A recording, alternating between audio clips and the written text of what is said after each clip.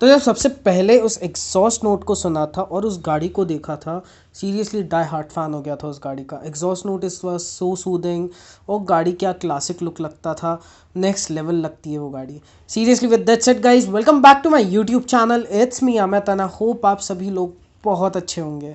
तो गाइस आज जो हम बात करने वाले हैं वो इंटरसेप्टर की। इंटरसेप्टर इज़ बेसिकली अ गाड़ी जो कि है ना, मैं डाई हार्ट फैन हुआ था जब मैंने उस गाड़ी का लॉन्चिंग हुआ था, और मैं शोरूम पे चला गया था सीधे उठ के, और मैंने उस गाड़ी को साइड स्टैंड से उठाने की कोशिश की थी, और मैं पहली बार में उठा ही नहीं पाया था।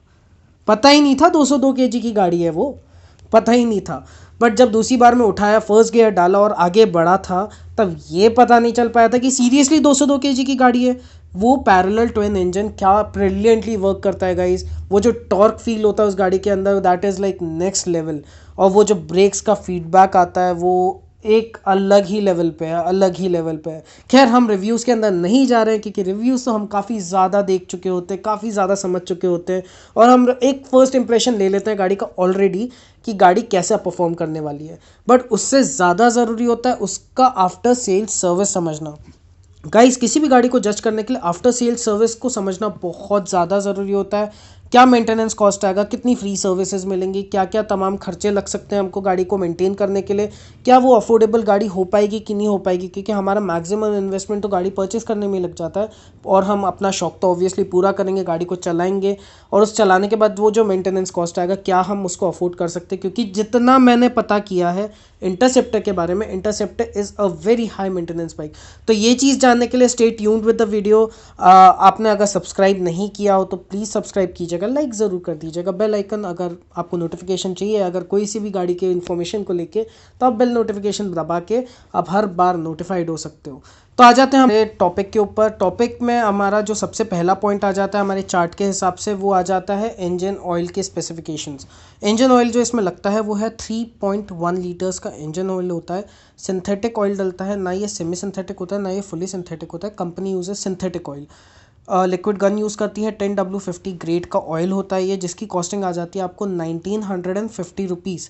और उसके बाद आपको जो चेंज करना रहता है इंजन ऑयल के साथ हर बार, वो होता है ऑयल फिल्टर, जो कि मेरा सेकंड पॉइंट है। ऑयल फिल्टर आपको हर बार चेंज करना पड़ता है, जिसकी कॉस्टिंग आती है 450 रुपीज़।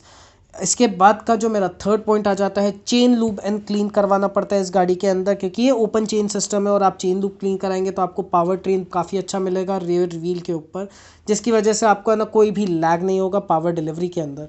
तो वो जी इसकी कॉस्टिंग आ जाती है every 1000 kilometres 300 rupees including taxes, जो कि आप अगर ऑथराइज सर्विस सेंटर से कराते हैं तो।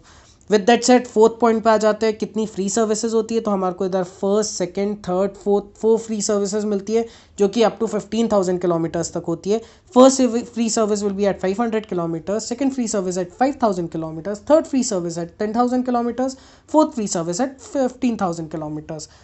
फर्स्ट फ्री सर्विस का जो आपका कॉस्टिंग आ जाता है, अगेन फ्री सर्विस इसलिए होती है क्योंकि आपका ना लेबर चार्जेस ना लगे, पर जो भी पार्ट्स डलेगा या ऑयल डलेगा उसका चार्जेस हमेशा लगेगा।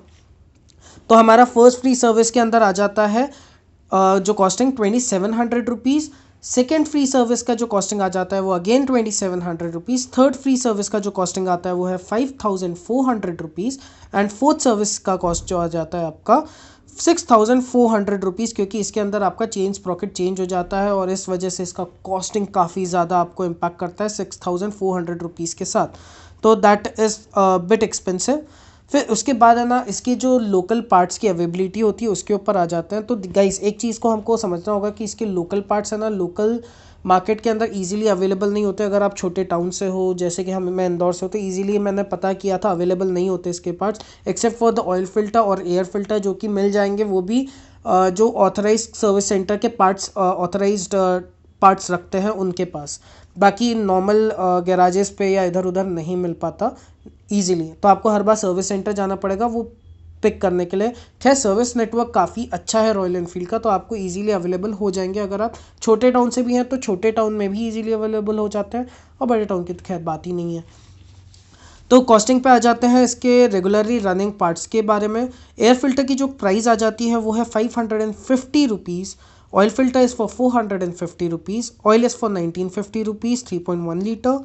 Fuel filter is very expensive in this guys, जो कि नॉर्मली चेंज नहीं होता है, क्योंकि मैंने इसके बारे में ना काफ़ी ज़्यादा सर्विस सेंटर पे और कस्टमर केयर पे फ़ोन लगा के भी पूछा था कि क्या हर बार ये सर्विस के अंदर चेंज होगा, तो नहीं गाइस, अंटिल 4th-5th सर्विस तक है ना इसके अंदर कोई प्रॉब्लम नहीं आता है, इसलिए आपको फ्यूल फिल्टर चेंज करने की कभी ज़रूरत नहीं पड़ती। इसका जो कॉस्टिंग आता है वो 5000 रुपीज़ आता है, that is on a very expensive side, पर ये चीज़ आपको चेंज नहीं करवानी पड़ेगी। उसके बाद का जो कॉस्टिंग है chain sprocket, chain sprocket as 3000 rupees, जिसके अंदर आपको chain sprocket with drum rubber मिलता है इंक्लूडिंग द लेबर चार्जेस, जो कि उसको चेंज करने के लिए लगेगा, वो 3000 रुपीज़ आएगा। Spark plug, set of spark plug is for 450 rupees. 450 में आपको दोनों स्पार्क प्लग चेंज हो जाते हैं। और ब्रेक पैड फ्रंट और rear is seriously expensive. You remember जब मैंने पहली बार बताया था कि उसका जो ब्रेकिंग होता है वो काफ़ी ज़्यादा अच्छा फीडबैक होता है, वो इस वजह से क्योंकि इसके अंदर जो फ्रंट ब्रेक पैड और रेयर ब्रेक पैड है 2800 रिस्पेक्टिवली कॉस्ट जाता है। 2800 रुपीज़ का कॉस्ट है फ्रंट ब्रेक पैड का और 2800 रुपीज़ का रेयर ब्रेक का कॉस्टिंग है, जो कि सेगमेंट के अंदर आई गेस सबसे महंगे ब्रेक पैड्स यूज़ करती है कंपनी, इसलिए फीडबैक आपको इतना ज़्यादा अच्छा मिलता है। खैर, सर्विस फीडबैक के बारे में बात करेंगे। Service feedback due to corona virus crisis हमको है ना इश्यूज देखने को मिल रहे हैं at the social media platform.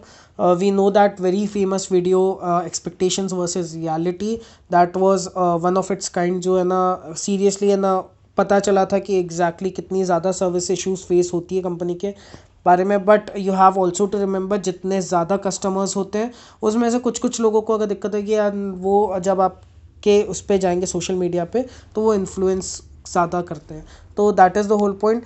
But ठीक है, the company is going on, there is no issues that everybody is facing with some of the few of the people who are facing the issues with the technicians and all, but the company is rectifying it, तो वो चीज़ का issue नहीं होता।